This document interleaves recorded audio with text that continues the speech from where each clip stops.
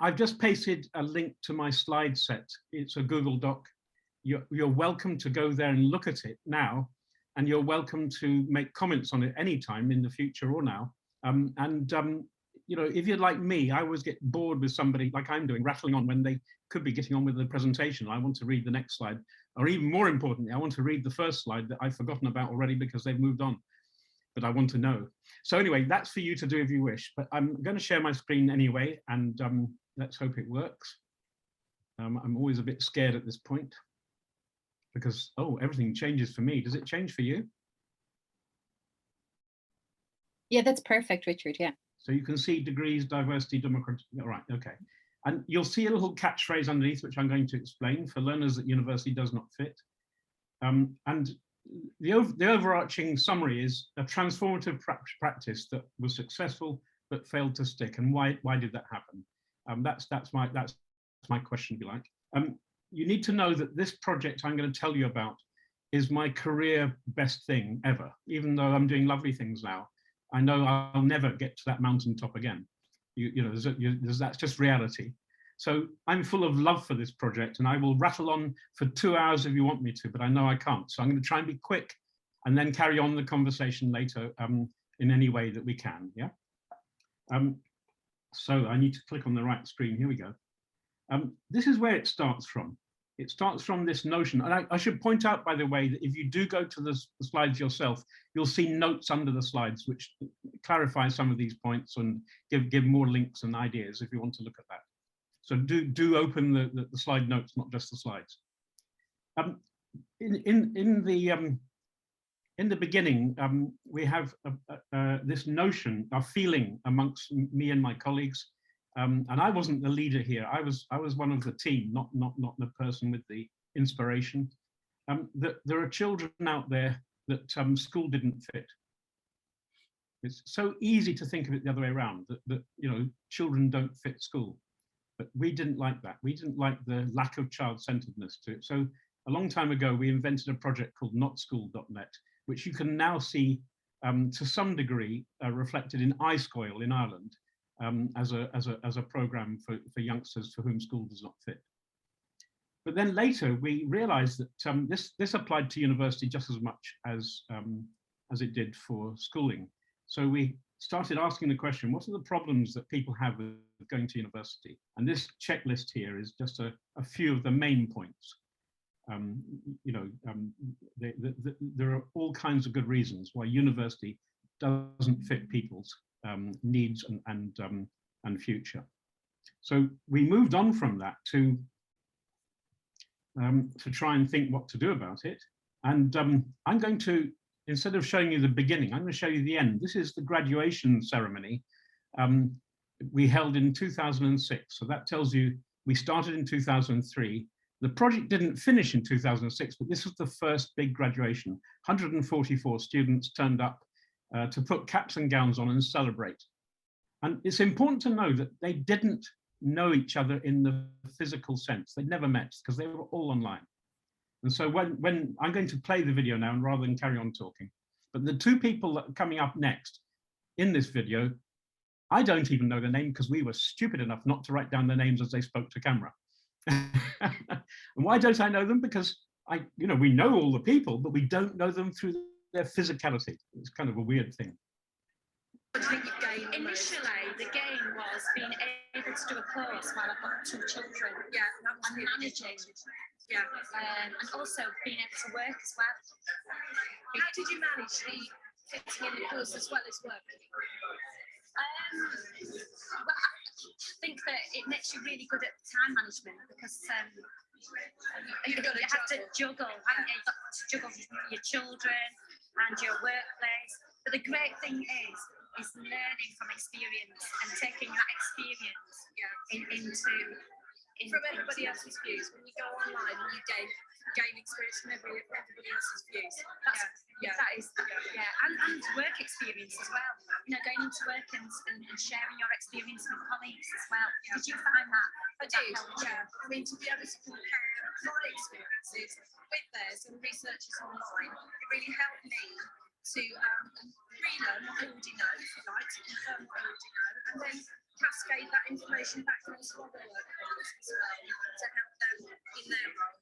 Yeah, I just could never envisage myself here with a degree because I always thought that I wasn't an academic. That's right. It just the books didn't mean much to me, but actually reading and then putting everything into work experience, it came alive to me. Is that what happened to you? It did to me, and I think one of the things that really helped me when I was working with Old University was the learning journal. Yes. Noting everything down and every experience that I still do that. Do you? Yeah, I still do that. It's very hard to get out of that habit, and I think it's a good learning curve to be able to have that and to be able to refer back, whether it's written or whether it's tapes or whatever. Yeah, got it there. And it's great evidence as well, isn't it, for everything you do? Absolutely. Yeah, that's right. Great.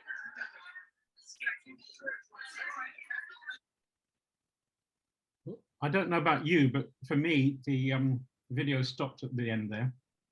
The next slide, this is what I was trying to tell you, has the text of what they've said written out. So if you don't like watching through the video, you can go and have a look at that slide. And but there's more of that elsewhere as well on the internet. You can follow up the links to find that. For me, I've got goosebumps listening to them, and I've listened to them say that thing again and again. And the emotion in me is just remarkable to hear them talk in such considered ways about the way they have carried out action inquiry through their undergraduate degree and got to where they are. But most of all, that they think it's worthwhile to carry on the practice as a professional beyond. That's something that just makes me well up almost. Now, I'm going to stop boring you with my feelings for a minute and talk about the action research we were doing to run this degree. And I don't know whether, can you see that slide well enough? It may be a little bit difficult. But again, you can always go and look at my slides. But the main point here is this is a timeline of us starting in 2003.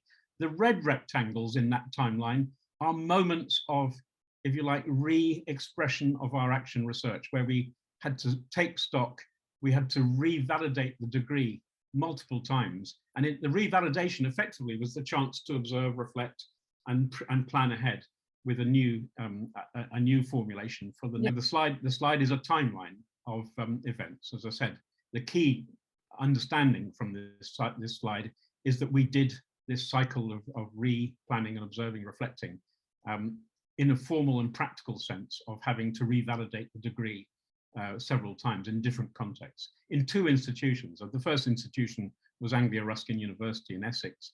The second institution where I moved to was Bolton University in the north of England.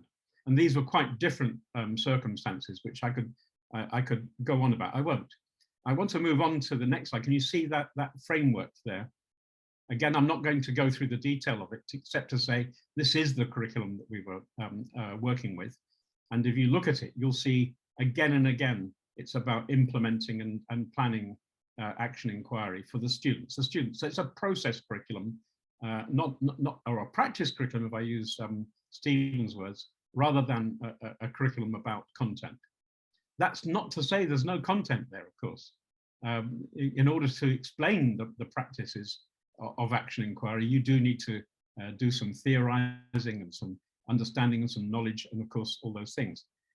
The other thing to say in terms of practice is the way in which we combined innovations. I changed the slide only after listening to Stephen today.